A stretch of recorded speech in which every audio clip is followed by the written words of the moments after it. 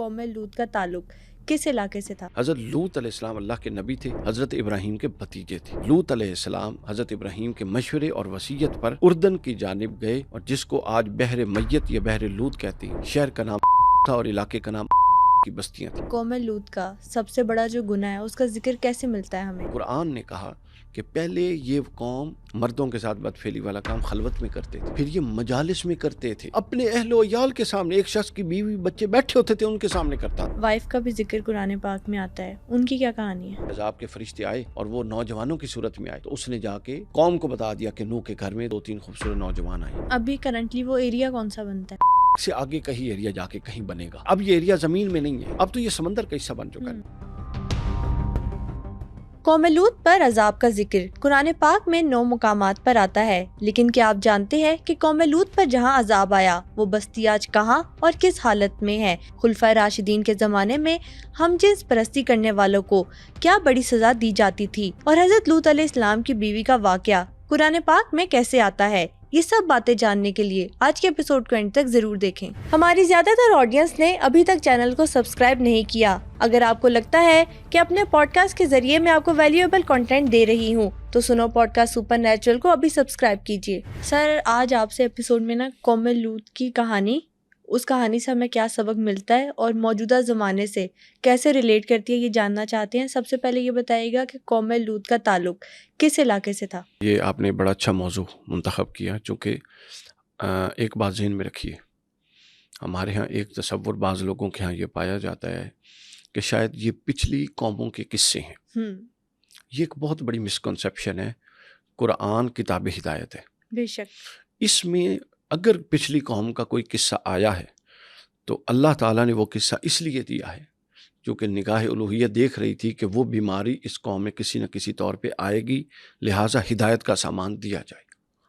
ایسے آپ کو پتہ ہے 1,24,000 کم و بیش نبی تھے۔ قرآن مجید میں کتنے انبیاء کا ذکر ہے؟ 25 نبیوں کا۔ ٹھیک ہے، کتنے انبیاء کے واقعات ہیں؟ 25-26 انبیاء کے۔ کیوں؟ کیونکہ جو ہدایت کا پیراڈائم بنانا مقصود تھا وہ بن گیا تھا ان سے، سمجھے؟ تو لہٰذا قرآن مجید میں کسی واقعہ کا آنا اس بات کی دلیل ہے کہ وہ بے شک پچھلی قوموں کا ایک قصہ ہے، مگر اس کا آئندہ نسلوں کی ہدایت کے ساتھ بھی گہرا تعلق ہے۔ عین ممکن ہے عہد صحابہ، عہد تابعین میں یہ غیر متعلق رہا ہو۔ اوکے، سمجھ آئیے؟ یعنی ایسی بیماری کسی نے نہ دیکھی ہو، بالکل، لیکن دیکھیں وقت نے ثابت کر دیا نا کس کی ضرورت کہ ہے۔ موجودہ زمانے میں اس کی کتنی ضرورت اب ہے۔ حضرت لوط علیہ السلام کا مختصر تعارف سمجھ لیں۔ حضرت لوط علیہ السلام اللہ کے نبی تھے۔ حضرت ابراہیم علیہ السلام کا بھائی تھا ہاران، ان کے یہ بیٹے تھے، حضرت ابراہیم کے بھتیجے تھے۔ اور بڑی اچھی آپ کو ایک بات بتاؤں کہ حضرت لوط علیہ السلام ابراہیمی دین پر پہلے مسلمان تھے۔ سبحان اللہ۔ حضرت ابراہیم نے جب دعوت کا آغاز کیا تو عورتوں میں حضرت سارہ پہلی مسلمان تھیں، جس طرح رسول اللہ صلی اللہ علیہ وسلم کے بارے میں سب سے پہلی خاتون مسلمان کون تھیں؟ حضرت خدیجہ۔ اور مرد مسلمان کون تھے؟ حضرت مولا علی۔ اسی طرح حضرت ابراہیم کے پہلے مرد مسلمان حضرت لوط تھے۔ یعنی نبی کبھی کفر کے عالم میں نہیں رہتا، مسلمان اس سینس میں کہ جیسے ابراہیم علیہ السلام نے دعوت دی، انہوں نے فوراً قبول کر لی۔ اور دوسری خاتون مسلمان حضرت سارہ تھی۔ اب یہ متمول گھرانہ تھا۔ حضرت ابراہیم، ان کے بھائی، یہ غریب لوگ نہیں تھے، یہ مالدار لوگ تھے، یہ بھی سن لیں۔ ان کے ریوڑ تھے جو کئی وادیوں میں پھرا کرتے تھے۔ اب جو اگلی بات میں بتانے لگا ہوں یہ بائبل کے اندر آئی ہے۔ بائبل نے حضرت موسیٰ، حضرت ابراہیم اور حضرت لوط کا ذکر کرتے ہوئے ان کے جو مویشی تھے نا، ان کے ریوڑ تھے، ریوڑوں پر جو چرواہے تھے جو مویشیوں کو چرواتے تھے، اب چراگاہ ایک ہی تھی، اس میں وہ اپنے ریوڑ بھی لاتے تھے جو حضرت لوط یعنی حضرت ابراہیم کے بھائی ہاران کے چرواہے تھے، اور حضرت ابراہیم کے چرواہے بھی لاتے تھے۔ اب اوپر سے تو وہ ایک تھے، لیکن نیچے سے چرواہوں کی آپس میں کشمکش ہوتی تھی، لڑائی ہوتی۔ وہ کہتے تھے جی پہلے ابراہیم کی بکریاں چریں گے، وہ کہتے تھے نہیں پہلے لوط علیہ السلام کی چریں گے۔ اب یہ معاملہ حضرت ابراہیم اور حضرت لوط دونوں تک پہنچ گیا۔ اب دیکھیں ایک اختلافی معاملہ آیا، کیا خوبی سے حل کیا، یہ بائبل میں۔ حضرت ابراہیم نے فرمایا، حضرت لوط سے مشورہ کیا اور فرمایا کہ کیا خوب ہو کہ تم، یہ مصر کی بات ہے، اس وقت دونوں مصر میں تھے، کہ تم مصر سے شرق اردن یعنی اردن کی سرزمین میں چلے جاؤ، اور اردن میں ایک علاقہ ہے سدوم اور اس کا شہر ہے آمورہ، وہاں چلے جاؤ، اور میں فلسطین چلا جاتا ہوں تاکہ تمہاری بکریاں صدوم کی چراگاہوں میں چریں اور میری بکریاں فلسطین کی چراگاہوں میں چریں.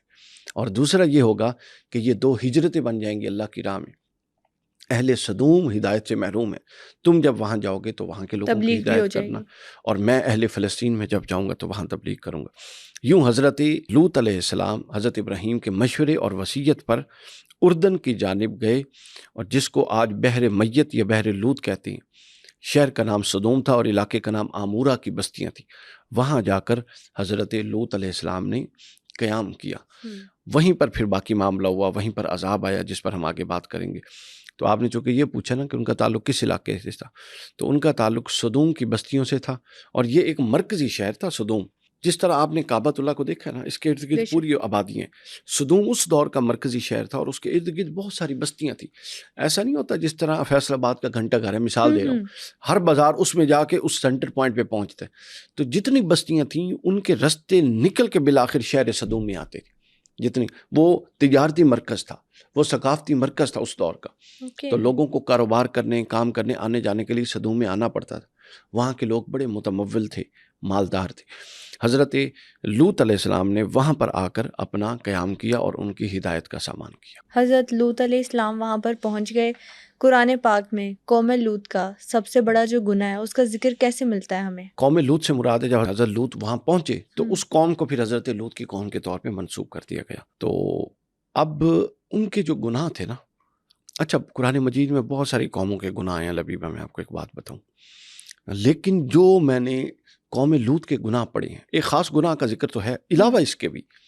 اس طرح کے گناہ، اس طرح کی کمینگی اور اس طرح کی خباثت، یہ کتنے سخت لفظ ہیں، کسی اور قوم میں نہیں نظر آتی. اب کیا تھا پہلے میں آپ کو بتاؤں. ایک ان کا جو سب سے بڑا گناہ تھا جس کو قرآن مجید نے بار بار بیان کیا، اور یہ ایسا عیب تھا، انکم لتأتون الرجال شہوۃ من دون النساء. یہ اپنی شہوت کو پوری کرنے کے لیے عورتوں کی بجائے مردوں کی طرف رجوع کرتے تھے. اور اللہ تعالیٰ نے کہا کہ یہ ما سبقکم بہا من احد من العالمین. اللہ نے کہا عالمین جتنے میں نے انسان خلق کیے ہیں، تم سے پہلے یہ گناہ کسی کے ذہن میں نہیں آیا اور کسی نے نہیں کیا. تم پہلی قوم ہو جو یہ گناہ کرے اور سبقت لے گئے اس گناہ میں. ایک تو یہ گناہ تھا. اب دیکھیں یہ کتنا خلاف فطرت عمل ہے سارا کا سارا. آپ جب فطرت کے خلاف چلتے ہیں، ٹھیک ہے نا، آپ فطرت کے جب خلاف چلتے ہیں تو آپ کی فطرت، طبیعت، مزاج، عقائد و نظریات، افکار، ہر شے ٹیڑھی ہو جاتی ہے. پھر آپ غلط کو صحیح اور صحیح کو غلط سمجھتے ہیں. تو یہ وجہ ہے. اب دیکھیں 3 چیزیں ہوتی ہیں، خطا، لغزش. خطا لغزش ہوتی ہے پہلے، پھر لغزش بار بار کریں تو خطا بنتی ہے، اور خطا پر ڈٹ جائیں اور کہیں جی میں نے کیا ہے تو یہ سرکشی بنتی ہے. ٹھیک ہے، تو جب آپ سرکش ہو جاتے ہیں پھر اللہ کا عذاب آتا ہے. تو یہ قوم سرکش تھی، چونکہ قرآن نے کہا کہ پہلے یہ قوم یہ والے کام، مردوں کے ساتھ بدفعلی والا کام خلوت میں کرتے تھے، پھر یہ مجالس میں کرتے تھے، پھر یہ قرآن مجید نے کہا اپنے اہل و عیال کے سامنے، ایک شخص کی بیوی بچے بیٹھے ہوتے تھے ان کے سامنے کرتا تھا، اور پھر یہ چوک چوراہوں تک آ گئے. نعوذ باللہ. یہ ان کا معاملہ تھا. پھر دوسرے جو ان کے اندر خرابیاں تھیں، خیانت تھی. یہ قوم، اس قوم میں خیانت کار تھی. اچھا انہوں نے گناہ دریافت کیے ہیں سارے. ابھی میں خیانت کا طریقہ بتاؤں گا، کرپشن کا آپ حیران ہو جائیں گی. کرپشن کا طریقہ یہ تھا کہ باہر سے اگر کوئی شخص آ کے ان کے ہاں کاروبار کرتا تو یہ ٹولیاں بنا کے جاتے. مثلا ایک شخص نے گندم لیا اور وہ گندم کی بوریاں رکھتا ہے. آپ کو پتا ہے پرانے دوروں میں بوریوں کو کھول کے تھوڑا سا لپیٹ کے، تاکہ کسی نے آ کے گندم دیکھ چیک کرنی ہے تو چیک کر لے، چاول رکھنے ہیں تو چیک کر لے، دالیں رکھنی ہیں تو چیک کر لے. تو وہ کھول کے رکھتے تھے. تو یہ ٹولیاں بنا کے طے کر کے آتے تھے، اور ہر شخص 2-2 مٹھی، ایک مٹھی اس کی اٹھا لیتا اور چلتا جاتا، اور بالآخر اس شخص کی بوریاں ختم ہو جاتی اور وہ روتا کہ میرے ساتھ کیا کر دیا. تو وہ کہتے ہیں کہ کوئی گاہک آئے تو تھوڑا سا اس کو چیک نہیں کرواتے. اچھا تم رو نا، یہ لو میں اپنی مٹھی واپس پھینکتا ہوں. وہ کہتا بھائی تمہاری مٹھی سے مجھے کیا ہونا ہے جو 400 مٹھیاں بھر کے آگے چلے گئے ہو. یوں کر کے یہ طے کرتے، اور آگے جا کے پھر یہ ہنستے ٹھٹھا کرتے اور مذاق کرتے کہ دیکھو ہم نے کیسے اس کو لوٹ لیا ہے. یوں یہ یعنی یہ خیانت کا ایک عجیب انداز تھا. یہ ایسی خیانت ہے جس سے دیکھیں نا، ہر ایک کے پاس ایک مٹھی ہے، اس کو کچھ نہیں آ رہا. ایک مٹھی تو اس نے کیا کرنا ہے، نہ پکا سکتا ہے نہ بیچ سکتا ہے. لیکن کسی کو تکلیف دینے کا طریقہ، فطرت میں ٹیڑھا پن آیا تو کسی کو تکلیف دے کے وہ انجوائے کرتے تھے. جب آپ دوسرے پر ظلم کر کے انجوائے کرتے ہیں تو اس کا مطلب ہے آپ کی فطرت خراب ہے. اچھا یہاں ہمیں ایک سیکھنے کا موقع ملتا ہے، ہم مسلمان ہیں نا، بالکل. لیکن ہمارے ہاں ایک بہت بڑی پرابلم ہے، ہمارے ہاں جو حسد اور بغض کی نفسیات ہیں وہ پختہ ہو چکی ہیں. ہمیں اگر کوئی شخص ناپسند ہو یا ہمارا دشمن ہے یا ہم سے دشمنی رکھتا ہے، وہ تکلیف میں آئے تو ہم اس لمحے کو انجوائے کرتے ہیں کہ نہیں؟ ہن پھنسے اس ہیں کے نا، ساتھ ایسا ہی ہونا چاہیے ہن تھا. پھنسے ہیں نا، اس کے ساتھ ایسا یہ ٹھیک بات نہیں ہے. بے شک وہ کوئی بھی آپ کا بڑے سے بڑا دشمن ہی کیوں نہ ہو، اس کو تکلیف میں دیکھ کے ٹھیک ہے آپ سائڈ پہ ہو جائیں، لیکن اس کو خوش ہونا یہ قوم لوط کی نشانی ہے. یہ دوسرا گناہ جو انہوں نے ایجاد کیا خیانت کا. اچھا ایک تیسرا گناہ تھا جو کسی قوم میں نہیں ہے، اور وہ ظلم تھا. آپ کہیں ظلم تو ہر ایک نے کیا، ظلم کی ایک ایسی صورت جو کہیں بھی نہیں. حضرت سارہ اور حضرت ابراہیم علیہ السلام نے حضرت لوط کی طرف اپنے خادم بھیجا تاکہ وہ جائے اور حضرت لوط سے ان کے حال احوال دریافت کر کے آئے. وہ شخص جب صدوم کی بستی میں پہنچا، ظاہر ہے وہ اجنبی تھا، مقامی نہیں تھا، تو ایک شخص نے پتھر مارا اس کو، اس کا سر پھٹ گیا، اس کے سر سے خون نکلا اور پورا سر سرخ ہو گیا. وہ شخص آ گیا کہتا میں نے پتھر مار کے تمہارا سر سرخ کیا ہے، یعنی یہ تمہارے لیے فضیلت کی بات ہے، تمہارا سر سرخ ہوا، اب مجھے اس کا اجر دو. خدا، یعنی یہ صحیح روایات میں ہے. تو اس نے کہا بھئی ایک تم نے مجھے مارا ہے، خون نکالا ہے، تکلیف دی، اوپر سے اجر. وہ اس کو پکڑ کے اپنے قاضی اور بادشاہ حاکم کے پاس پہنچ گیا جو صدوم کا بادشاہ تھا. اب وہاں حکومت کیسی تھی یہ بھی سن لیں. بادشاہ نے کہا بھائی یہ ٹھیک کہتا ہے، اس نے تمہارا سر رنگا ہے، اور سر رنگنا تو ایک اجر کی بات ہے، فضیلت کی بات ہے، لہٰذا اس کو اجر دو.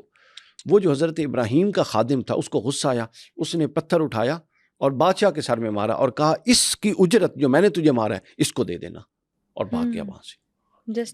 جسٹیفائیڈ. اب کیا ہے، یعنی ظلم کی یہ صورتحال تھی کہ ظالم مظلوم کو مار کر اس سے کہتا تھا کہ میرے ظلم کا بدلہ مجھے دو پیسوں کی صورت. اس بگڑی ہوئی قوم کی طرف حضرت لوط علیہ السلام آئے اور حضرت ابراہیم نے حضرت لوط کو بھیجا. اس قوم کو حضرت لوط علیہ السلام نے سنوارنے کی کوشش کی، ان کو دعوت دی. اچھا جب حضرت لوط علیہ السلام پہنچ گئے، انہوں نے دیکھے کہ سارے گناہ وہاں پر ہیں، تو سب سے پہلے حضرت لوط علیہ السلام نے کیسے قوم کو سمجھانے کی کوشش کی؟ حضرت لوط علیہ السلام کی جو دعوت ہے وہ 3 حصوں پر مبنی ہے. سب سے پہلے تو وہ جیسے جیسے انفرادی طور پہ لوگوں کو ملتے، چونکہ اس شہر میں نئے تھے، اور کسی میں کوئی خرابی دیکھتے تو اس کی اصلاح کے لیے اس کو انفرادی طور پہ کہتے. اب قرآن مجید نے سورہ اعراف میں اس کو بیان کیا، ٹھیک ہے، وَمَا كَانَ جَوَابَ قَوْمِهِ إِلَّا. اچھا اب کیا ہوتا جب اس کو کہتے؟ پھر دوسرے مرحلے میں کیا ہوا، حضرت لوط علیہ السلام نے ان کی مجالس میں جا کے، جب وہ مجالس میں بے حیائی کرتے، فحاشی کرتے، لغو گوئی کرتے، غلط زبان کا استعمال کرتے، تو حضرت لوط علیہ السلام ان کو مجالس میں جا کے روکتے، توحید کی دعوت دیتے، چونکہ وہ مشرک بھی تھے، بت پرست بھی تھے، اور معاشرتی طور پہ یہ گناہ ان میں تھے. اب وہ کیا کرتے قوم، ان کا رد عمل قرآن مجید نے بیان کیا ہے. قرآن مجید نے کہا وَمَا كَانَ جَوَابَ قَوْمِهِ إِلَّا أَنْ قَالُوا أَخْرِجُوهُمْ مِنْ قَرْيَتِكُمْ. وہ کہتے کہ اچھا اگر یہی کچھ کرنا ہے لوط نے تو پھر اس کو اپنی بستی سے نکال دو. آگے ایک بڑا خطرناک جملہ ہے قرآن مجید میں، إِنَّهُمْ أُنَاسٌ يَتَطَهَّرُونَ. یہ بڑے پاکیزہ لوگ ہیں. تنزیہ جملہ قرآن نے کہا. کسی کو ہم عبادت کرتے دیکھ کہتے ہیں لاؤ جی 700 چوہے کھا کے اب بلی حج کو چلی. وہ کہتے تھے لو یہ پاک آ گیا ہے جی، ان پاکوں کو اور پاکوں کے خاندان کو ہم اپنی بستی سے نکالیں، کیونکہ یہ تو ناپاکوں کی بستی ہے. تو گویا وہ حضرت لوط علیہ السلام کا ٹھٹھا اڑاتے، مذاق اڑاتے، تنزیہ اور تمسخرانہ جملے کہتے کہ یہ تو بڑے پاک لوگ ہیں لوط اور اس کے خاندان والے، یہ ہم ناپاکوں کی بستی میں آئے ہیں، ان کو اس بستی سے نکال دو. یہ قرآن مجید نے کوٹ کیا ناپاک جملے. وہ پھر وہ کہتے ہم تو بڑے بے حیا ہیں، یہ حیا والا آ گیا، اس کو بستی سے نکال دو. ٹھیک ہے، پھر اسی طرح معاملہ چلتا رہا. حضرت لوط علیہ السلام نے ان کو دعوت دیتے رہے حتیٰ کہ ان کی مجالس تک پہنچ گئے. بھری مجلس، ہاں مجالس تک پہنچ گئے، اور مجالس کو جب وہ ان چیزوں سے مزین کرتے تو ان کی اصلاح کرتے. لیکن کیا ہوا، جب قوم نے دیکھا کہ یہ تو بالکل باز نہیں آ رہا، پہلے اس نے انفرادی دعوت دی، پھر اس نے اجتماعی دعوت دی، اب یہ ہماری مجالس میں آ جاتے ہیں دعوت دینے کے لیے. اور حضرت لوط نے کہا تم اتنے بے شرم ہو گئے ہو کہ تم مجالس میں اور اپنے اہل و عیال کے سامنے یہ بدفعلی والا کام کرتے ہو. تو انہوں نے کہا فما کان جواب قوم الا ان قالوا. انہوں نے کہا جناب ان کا جواب قرآن کہتا ہے اس کے علاوہ کچھ نہیں تھا کہ اے لوط اگر تو سچا ہے اور تیرا خدا سچا ہے تو پھر وہ عذاب لے کر آ جس کی تو ہمیں بشارت سناتا ہے. وہ کہاں ہے تیرا عذاب؟ یعنی وہ اتنے جری ہو گئے. انہوں نے کہا اچھا اگر یہ ایسی بات ہے اور یہ کام اتنے سخت ہیں اور تو ہمیں صبح و شام عذاب سناتا ہے کہ عذاب آئے گا عذاب آئے گا. سورہ العنکبوت میں ہے یہ. عذاب آئے گا عذاب آئے گا، تو وہ عذاب لے کر کیوں نہیں آ جاتا؟ یہ رد عمل تھا قوم کا۔ تو جب قوم سرکش ہو جائے، جو میں نے پہلے بتایا، ایک ہوتا ہے خطا، خطا کسی سے بھی ہو سکتی ہے، پھر اگر خطا 1 2 4 دفعہ تو وہ گناہ ہوتی ہے، گناہ بھی ہو سکتا ہے لیکن آپ نے گناہ کے بعد پلٹ جانا ہے۔ پھر ہوتی ہے سرکشی، سرکشی پتہ ہے کیا ہوتی ہے؟ آپ نے کمرے میں گناہ کیا اور باہر آ کے سینہ چوڑا کر کے بتایا میں کر کے آیا، جو ہوتا ہے کر لو۔ اللہ فرماتا ہے وہ گناہ تک پردہ تھا، اللہ اور بندے کے درمیان تھا، وہ معاف کرنے والا ہے، کوئی پرابلم نہیں۔ لیکن جب آپ سرکش ہو گئے تو اس کا مطلب ہے آپ اللہ کے مد مقابل آ رہے ہیں، تو اس کے لیے کوئی رعایت نہیں۔ یہ قوم سرکش ہو گئی، نبی سامنے کھڑا اور اس کو کہتی ہے ہم باز آنے والے نہیں ہیں، تم سے جو ہوتا ہے کر لو، اور جو عذاب ہمیں بار بار سناتے ہو اس عذاب کو بلاؤ نا، ہم دیکھیں وہ عذاب کیا ہے۔ اچھا، حضرت لوط علیہ السلام کی وائف کا بھی ذکر قرآن پاک میں آتا ہے، ان کی کیا کہانی ہے؟ حضرت لوط علیہ السلام کی زوجہ کے حوالے سے قرآن مجید میں بیان ہے، اور حضرت نوح کی زوجہ سے متعلق بھی ہے۔ حضرت لوط علیہ السلام کے حوالے سے یہ کہ ان کی جو زوجہ تھیں، یہ بڑا اہم سوال آپ نے اچھا کیا پوچھ لیا، کلیئرٹی ضروری ہے۔ زوجہ تھیں وہ ان کفار کے ساتھ ملی ہوئی تھی، ٹھیک ہے۔ اب حضرت نوح پر ایمان نہیں رکھتی تھی، اندر سے دل سے ایمان رہتی تو حضرت نوح کے گھر میں تھیں، لیکن حضرت نوح پر ایمان نہیں رکھتی تھی، مشرک تھیں، اور ان کی مشاورت میں شریک ہوتی تھی۔ حضرت نوح پر کوئی حکم آتا تو ان کو جا کے بتا دیتی، جیسا کہ آگے واقعہ آئے گا جب فرشتے عذاب کے فرشتے آئے اور وہ نوجوانوں کی صورت میں آئے تو اس نے جا کے قوم کو بتا دیا کہ نوح کے گھر میں دو تین خوبصورت نوجوان آئے ہیں، وہ آگے۔ تو اس طرح کی مخبریاں کرتی تھی اور حضرت نوح پر ایمان نہیں رکھتے تھی، لیکن اس کے بارے میں یہ ہرگز سوچنا منع ہے اور حرام ہے، اور اس پر ائمہ اہل سنت کے اتفاق ہے کہ کسی بھی نبی کی زوجہ بدکار نہیں ہو سکتی۔ اس پر جو عذاب نازل ہوا وہ اس کے شرک کی وجہ سے ہوا، بدکاری کی وجہ سے معاذ اللہ نہیں ہوا، جو کہ کسی بھی نبی کی زوجہ بدکار نہیں ہو سکتی، اللہ تعالیٰ نے ان کے لیے چنی ہوئی ہے۔ لیکن بہرحال اس نے 2 روایات ہیں، ایک روایت یہ ہے کہ جب عذاب آیا تو اس پر براہ راست آ گئے، دوسری روایت یہ ہے کہ فرشتوں نے کہا تھا، جس کو ہم آگے بیان بھی کریں گے، فرشتوں نے کہا تھا کہ آپ اپنی قوم اپنی فیملی کو لے کر جائیں، پیچھے پلٹ کے نہیں دیکھنا، جو پیچھے پلٹ کے، جب پیچھے سے آوازیں آئیں گی عذاب کی، جو پیچھے پلٹ کے دیکھے گا وہ انہی میں سے ہو جائے گا۔ تو دوسری روایت یہ ہے کہ جب آواز آئی تو ان کی زوجہ کا مطلب اپنے اہل و عیال رشتہ داروں کے ساتھ لگاؤ بھی تھا اور ان کی رپورٹر بھی تھی، انہوں نے پلٹ کے دیکھا تو اس عذاب کا شکار، ایک پتھر ان پر بھی گر گیا۔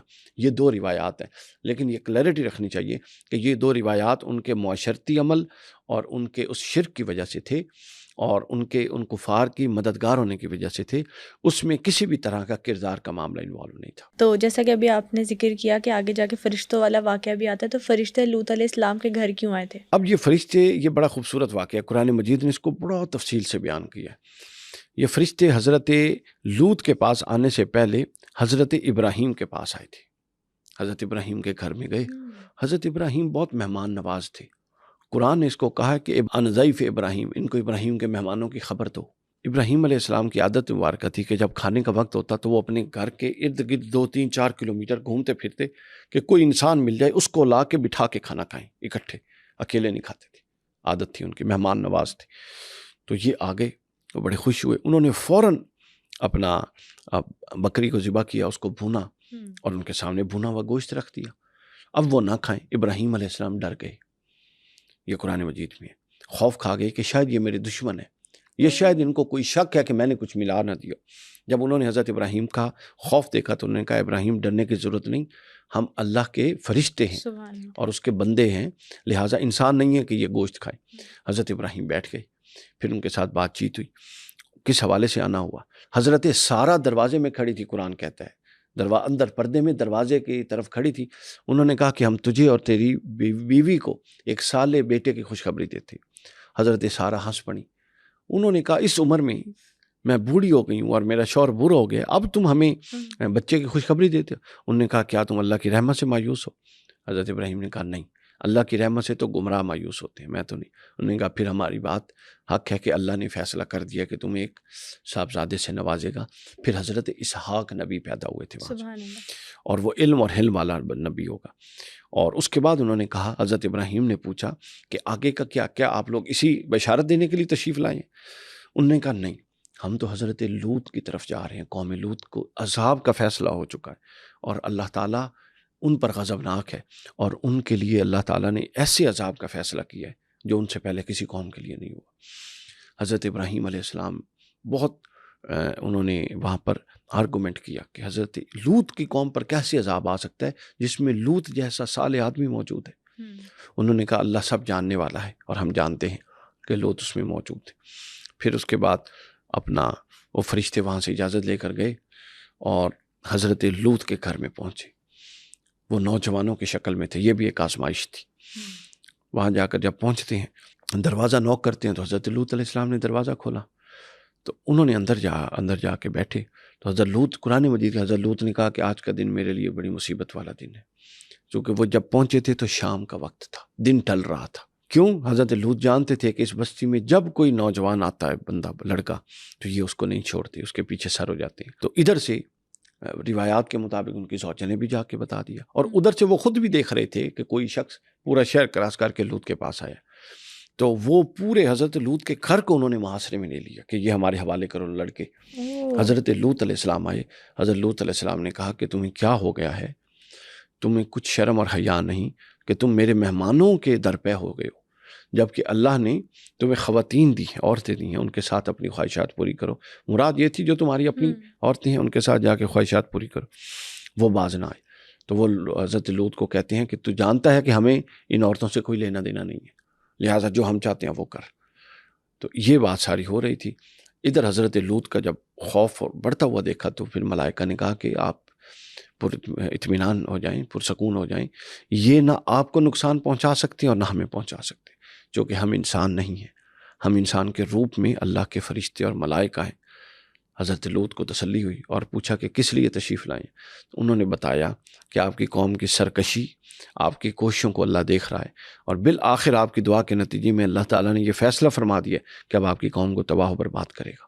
جیسے ہی سورج ڈھلے آپ نے اپنی اہل اور عیال کو لے کر، بچیوں کو لے کر یہاں سے چلے جانا ہے، چونکہ سورج اللہ جب تو عذاب دینے کا فیصلہ کر چکا ہے۔ جب سورج نکلے گا تو وہ سورج ان کی تباہی اور بربادی کا سورج ہوگا۔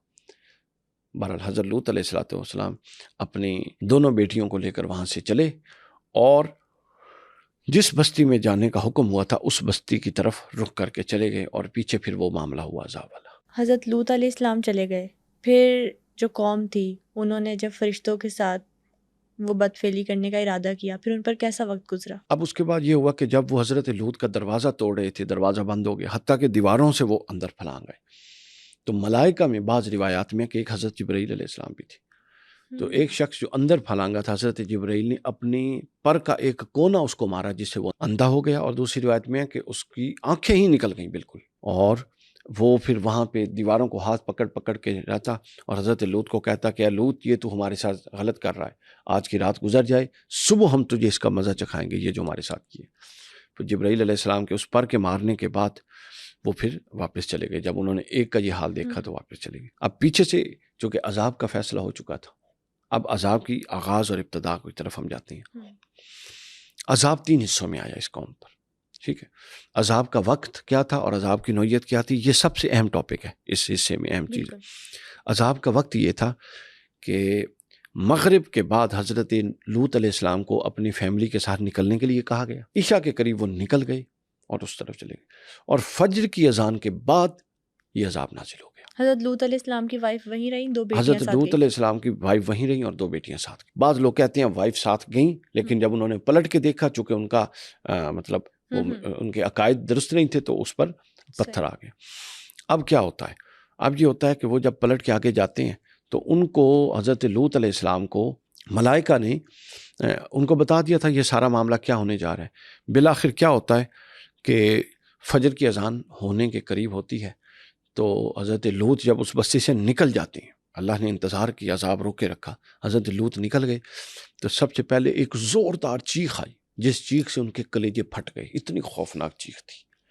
پھر حضرت جبرائیل علیہ السلام نے اس بستی کو اپنے پر اٹھایا، 4000 یا 400 گھر تھے اس میں، اس کو اتنا اونچا لے گئے کہ روایات میں ہے کہ عرش کے فرشتوں نے اس وقت فجر کے وقت مرغے کی اذانیں اور کتے کے بھونکنے کی آوازیں سنی، اتنا اونچا لے گئے آسمان کے برابر، پھر وہاں سے پلٹا کے زمین پر مارا۔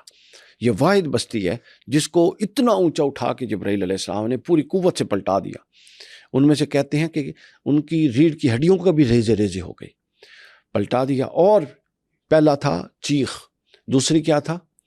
بستی کو اٹھا کے پلٹ دینا، اور تیسرا یہ کہ اللہ تعالیٰ نے ان پر پتھروں کی بارش کی۔ قرآن مجید میں ہے کہ ہم نے پکی ہوئی مٹی جو جلا کر اینٹ کی طرح پتھر بنا دی جاتی ہے، ان پتھروں کی ان پر بارش کی۔ اور علماء کہتے ہیں، روایات میں امام ابن کثیر اور دیگر نے بیان کیا کہ ہر پتھر پر اس شخص کا نام لکھا ہوا تھا جس پر وہ آ کے لگتا تھا۔ اس طرح کی بارش ہوئی، یعنی کوئی شخص پتھر سے بچ نہیں سکا، حتیٰ کہ وہ اتنی بارش ہوئی۔ میں ابھی کل آنے سے پہلے رات کو جب اس کو دیکھ رہا تھا تو میں وہ تصویریں دیکھ رہا تھا جو قوم لوط کی سیٹلائٹ سے گوگل نے اور باقی انہوں نے جاری کی ہوئی ہیں، تو وہ ایسے لگتا ہے لبیبہ کہ وہ پہاڑ پڑے ہیں چھوٹے چھوٹے۔ تو جب وہ نیچے ریسرچ کی تو انہوں نے کہا نہیں، یا پہاڑ ایسے کیسے جڑ سکتے ہیں، پہاڑ تو بڑا ہوتا ہے۔ یہ جو آپ کو پہاڑ لگ رہا ہے نا، پہاڑ نما، اس کمرے سے بھی بڑا، یہ وہ پتھر تھا جو ہر فرد پر انفرادی طور پہ آتا تھا، اور وہ شخص نیچے دھسا ہوا ہے اور یہ پتھر پڑے ہیں جو بعد میں آنے والوں کے لیے پہاڑ کی شکل اختیار کر گئے۔ تو گویا سب سے پہلے چیخ آئی، اس کے بعد بستی کو الٹا گیا، اور اس کے بعد پھر کیا ہوتا ہے، اس کے بعد ان پر پتھروں کی بارش کی گئی، اور اتنی بارش ہوئی کہ یہ علاقہ خشک تھا۔ لیکن آپ کو معلوم ہے اس وقت آج صدوم کا علاقہ کہاں ہے؟ یہ سمندر کا حصہ ہے۔ اتنی زوردار وہ پتھر تھے کہ وہ جب زمین پر گرتا وہ دھنستا، جس طرح 200-300 فٹ نیچے پانی ہوتا ہے نا، وہ جب دھنستا تو وہ سارا سمندر، چونکہ بالکل سمندر کے کنارے شہر تھا، تو وہ سارا علاقہ سمندر کا حصہ بنتا گیا۔ تو اس کو بحر لوط یا بحر میت بھی کہتے ہیں۔ تو یوں کر کے اللہ تعالیٰ نے اس بستی کو نیست و نابود کر دیا۔ امام قتادہ نے اس حوالے سے ایک روایت بھی بیان کی، وہ بیان کرتے ہیں کہ ابراہیم علیہ السلام نے پوچھا اللہ تعالیٰ سے کہ اگر کسی بستی میں 400 صالحین ہوں، کیا اللہ تو اس پر عذاب دیتا ہے؟ اللہ نے فرمایا نہیں۔ پھر فرمایا کیا اگر ایک بستی میں 40 صالحین ہوں تو کیا عذاب دیتا ہے؟ اللہ نے فرمایا نہیں۔ پھر پوچھا اگر اس بستی میں 14 صالحین ہوں تو عذاب دیتا ہے؟ نہیں۔ پھر پوچھا کہ اگر اس بستی میں 4 صالحین ہوں عذاب دیتا ہے؟ اللہ نے فرمایا نہیں۔ حتیٰ کہ بعض روایت میں پوچھا کہ اگر 1 صالح ہو تو اللہ نے فرمایا ایک بھی صالح ہو، اور وہ صالح ایسا نہ ہو کہ اپنے آپ میں مگن ہو، وہ اصلاح کی کوشش کر رہا ہو، تو عذاب نہیں دیتا۔ یعنی بستی میں ایک بھی صالح نہیں جب تک کہ اس کو نکال نہ دوں۔ اب اس میں ایک ہی صالح تھی، حضرت لوط۔ جب حضرت لوط کو نکالا، اس کے بعد پھر عذاب پلٹ آیا۔ اچھا، حضرت لوط علیہ السلام نے اپنی بیٹیوں کا بھی ذکر کیا، اس کا کیا مقصد تھا؟ اب اس پر بہت سارے لوگ بڑے کنفیوز ہیں کہ انہوں نے پتہ نہیں بیٹیوں کا ذکر کس انداز سے کیا۔ اس ذکر کرنے کا انداز بڑا واضح اور سادہ تھا۔ بعض چیزیں علامتی طور پہ کہی جاتی ہیں، اور جو نبی ہوتا ہے وہ پوری قوم کے لیے بنسبت باپ ہوتا ہے۔ تو حضرت لوط کا یہ فرمانا کہ تمہارے پاس میری بیٹیاں ہیں، اس سے مراد یہ ہے کہ ظاہر ہے جو تمہاری منکوحہ، جو عورتیں، جو لڑکیاں تمہارے نکاحوں میں ہیں، وہ بطور امت اور بطور والد حضرت لوط ان کے لیے والد کے قائم مقام ہے نا۔ تو وہ کہہ رہے تھے کہ بجائے اس کے کہ تم لڑکوں کی طرف رغبت رکھو، تم میری ان بیٹیوں کی طرف رغبت کیوں نہیں رکھتے ہو؟ مراد یہ تھا کہ ان کی اپنی زوجہ، ان کی اپنی بیویاں جو ان کے نکاح میں تھیں، اور حضرت لوط کے لیے تو وہ بیٹیوں کے قائم مقام۔ تو یہ وہ اشارت فرما رہے تھے کہ تم ان کی طرف رغبت کیوں نہیں رکھتے، ان کی طرف رغبت کیوں رکھتے ہو؟ اگرچہ کہ بعض علماء نے اس کی تعبیر حضرت لوط کی اپنی بیٹیوں سے کی ہے، وہ درست نہیں ہے۔ بالکل ٹھیک ہو گیا۔ اچھا، احادیث میں جو قوم لوط پر عذاب آیا، اس کی کیا ہمیں وضاحت ملتی ہے؟ احادیث میں یہ واقعہ بڑی اس کے ساتھ بیان ہوا۔ رسول اللہ صلی اللہ علیہ وآلہ وسلم جب اس طرح کا کوئی واقعہ بیان کرتے تو حضور صلی اللہ علیہ وسلم کا چہرہ مبارک کا رنگ بدل جاتا، سرخ ہو جاتا، اور آپ کے جسم پر کپ کپی طاری ہوتی، اور بعض اوقات آپ کے چشمان مقدسہ سے آنسو بھی نکل آتے، اور اس کیفیت میں آپ اس کو بیان کرتے، اور پھر آپ کی زبان کے اندر اور آپ کے لہجے کے اندر خاص خشیت اور ورع نظر آتی، عام گفتگو والا لہجہ نہیں ہوتا۔ تو آپ نے بہت ساری قوموں کا بیان کیا واقعات، لیکن خاص طور پہ حضرت لوط علیہ السلام کی قوم کا واقعہ بھی بیان کیا، اور یہ سارا واقعہ بیان کر کے آپ نے فرمایا کہ ایک ایسی قوم تھی کہ جو زمین پر ایسے گناہ کی موجد تھی کہ جس سے پہلے ویسا گناہ کوئی نہیں کرتا تھا، اور اب دنیا میں جب بھی کوئی مرد کے ساتھ بدفعلی کرتا ہے تو اس کا ایک حصہ اس قوم کے عذاب میں اضافے کا باعث بنتا ہے، کیونکہ انہوں نے اس گناہ کو ایجاد کیا تھا۔ یہ بات آج سوشل میڈیا کے دور میں بڑی ضروری ہے کہ آپ جب کوئی گناہ کی چیز پروموٹ کرتے ہیں اور اس کو پبلک کر دیتے ہیں اور ہزاروں لوگ دیکھتے ہیں، تو جس کو جتنا گناہ مل رہا ہے اس کا ایک شیئر آپ کو بھی ٹرانسفر ہوتا رہے گا۔ بالکل اس لیے حضور نے فرمایا تھا کہ جب بھی کوئی قتل کرتا ہے تو پہلا قتل قابیل نے کیا تھا، ناجائز قتل، تو ایک حصہ اس گناہ کا قابیل کو جاتا ہے۔ حضور علیہ الصلوۃ والسلام نے یہ بیان فرمایا، پورا قصہ بیان کیا کہ وہ ایک ایسی قوم تھی۔ پھر جب ان کے عذاب کا بیان کیا تو آپ کے پر خشیت طاری ہو گئی۔ بعض روایات میں ہے کہ آپ ایک دفعہ ایک غزوے میں جا رہے تھے اور رستے میں یہ علاقہ آ گیا، ٹھیک ہے، تو آپ نے ایک روایت ہے کہ آپ نے رستہ ہی بدل لیا، اور دوسری جگہ ہے کہ آپ نے صحابہ کرام سے فرمایا کہ تیزی سے یہاں سے گزرو، کیونکہ یہ وہ بستی ہے جہاں پر اللہ کا عذاب اترا ہو۔ تو یہ اس کیفیت کے ساتھ احادیث میں اس کی بہت ساری کثرت ہوئی۔ پھر ایک خاص پہلو جو قرآن میں آیا اور حدیث میں بھی اس کا بیان ہوا، حضور نے فرمایا اللہ تعالیٰ یقیناً حضرت لوط علیہ السلام سے درگزر فرمائیں گے۔ حضرت لوط علیہ السلام نے کہا تھا کہ جب قوم کے یہ جو حال حضرت لوط کا گھر اور دیواریں پھلانگ کے اندر آ رہے تھے نا فرشتوں کو دیکھ کر، تو حضرت لوط کے کے منہ سے ایک جملہ نکل گیا کہ کاش میرے پاس رکن شدید ہوتا، شدید قوت ہوتی، تو میں اس قوت کے ساتھ ان کو ختم کر دیتا۔ صحیح۔ تو وہ قوت تو اللہ کی تھی، یقیناً وہ اللہ کے بھروسے پر کہہ رہے تھے۔ تو حضور نے فرمایا کہ پھر اس کے بعد اللہ تعالیٰ نے اپنی قوت دکھائی اور لوط علیہ السلام کی پوری قوم کو تباہ کر دیا۔ اس طرح یہ پورا واقعہ ہوا، اور تنبیہ فرماتے رہے کہ اس کی طرف راغب نہیں ہونا۔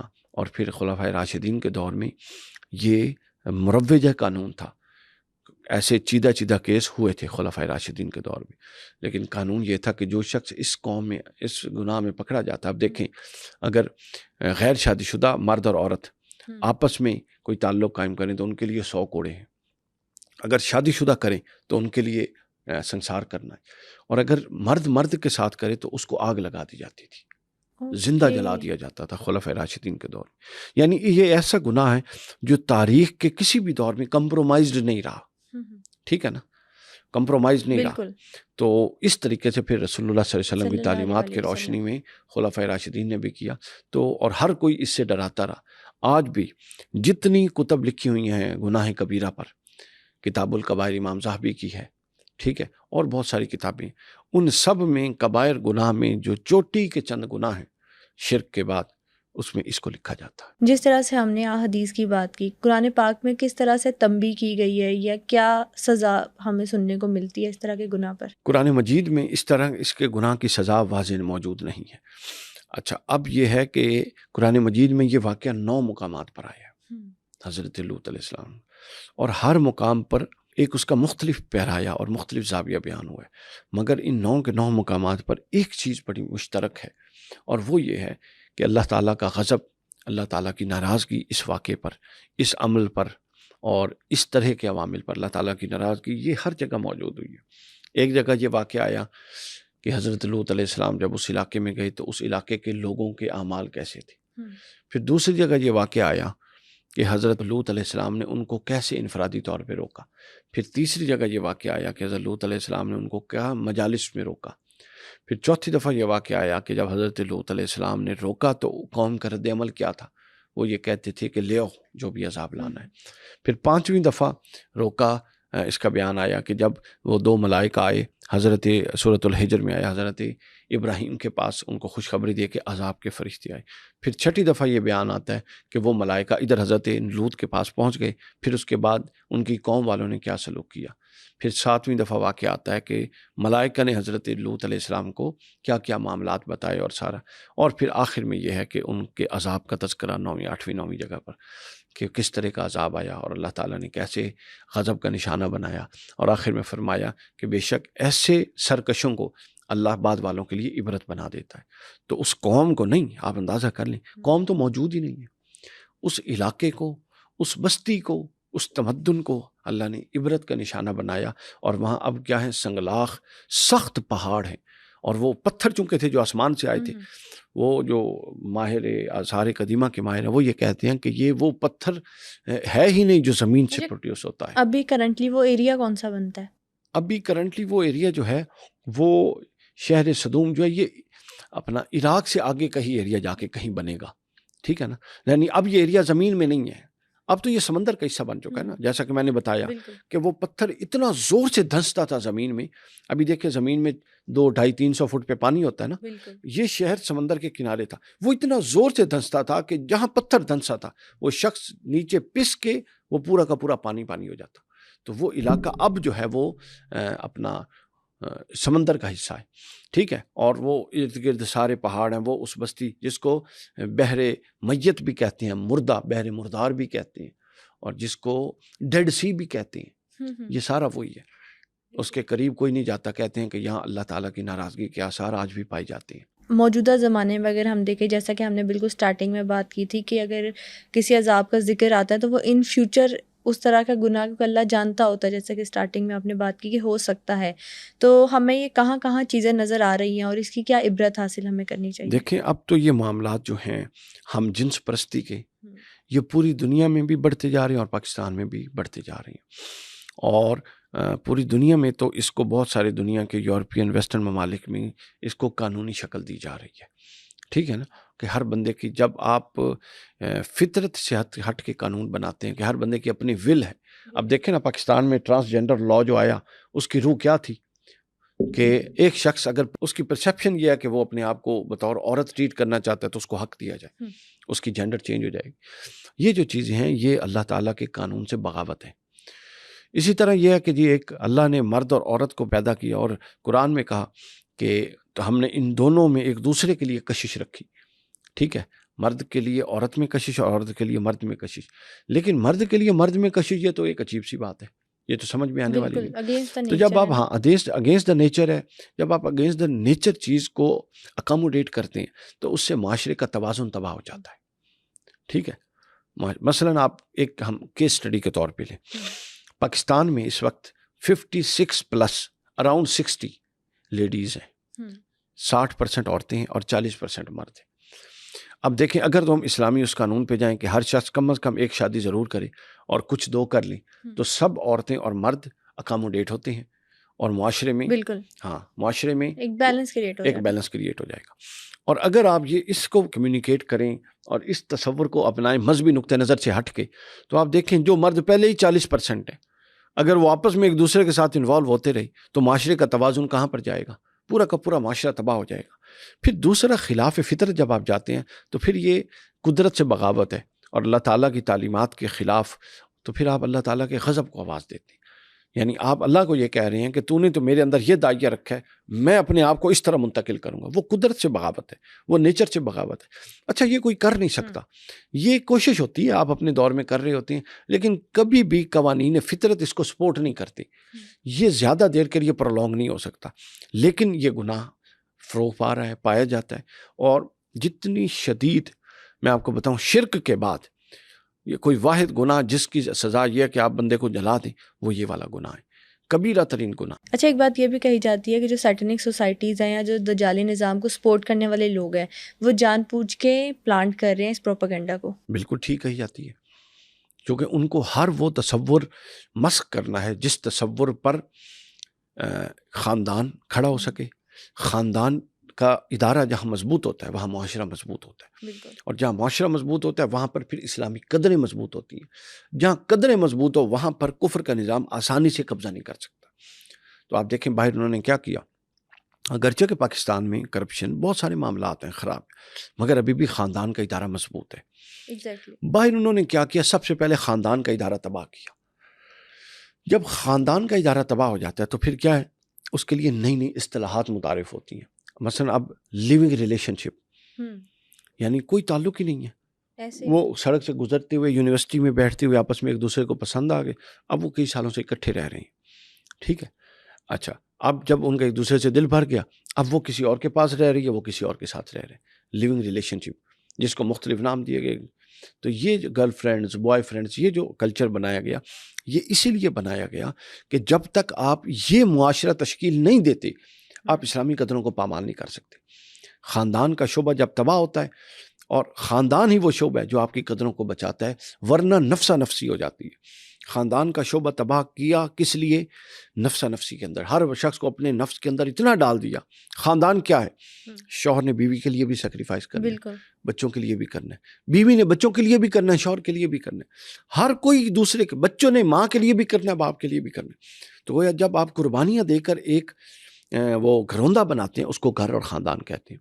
بالکل، یہ کلچر کیا ہے؟ کسی نے کسی کے لیے کوئی قربانی نہیں دینی، ہر شخص نے اپنے نفس کی خواہش کے پیچھے چلنا ہے، جس کا دو دل جگرتا ہے، اور یہ بات بھی خلاف فطرت ہے۔ تو ظاہر خلاف فطرت امور نے یہی نتیجہ دینا تھا جو پھر آ رہا ہے۔ آج کے ایپیسوڈ میں ہم نے حضرت لوط علیہ السلام کی لائف، قوم لوط پر آنے والے عذاب اور موجودہ دور میں ہمیں اس سے کیا سبق ملتا ہے، اس پر ڈیٹیل ڈسکشن کی۔ آپ نیکسٹ ایپیسوڈ کس پروفٹ کی لائف سٹوری پر دیکھنا چاہتے ہیں، ہمیں کامنٹ سیکشن میں ضرور بتائیے گا۔ Stay tune.